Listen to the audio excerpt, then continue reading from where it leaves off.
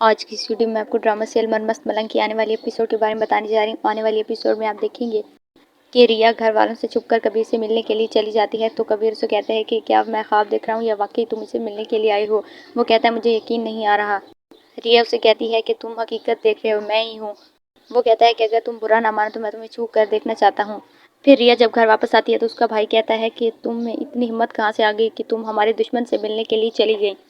آخر تمہارا اور اس کا رشتہ ہی کیا ہے؟ اس کی بہن بھی اسے یہی بات کہہ رہی ہوتی ہے تو وہ کہتی ہے کہ ہمارا کوئی رشتہ نہیں ہے، لیکن میں اسے ملنے کے لیے گئی تھی۔ اس کا بھائی کہتا ہے کہ آئندہ کے بعد تم کبیر کا نہ ہی نام لو گی، نہ ہی اسے بات کرو گی اور نہ کبھی اسے ملو گی۔ تو ریا ان کی بات سن کر خاموش ہو جاتی ہے۔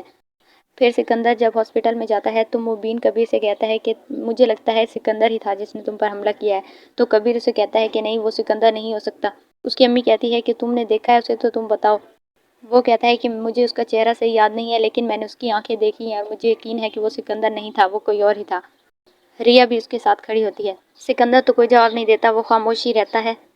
لیکن کبیر کے گھر والوں کو ریا کے بھائی پر ہی شک ہے۔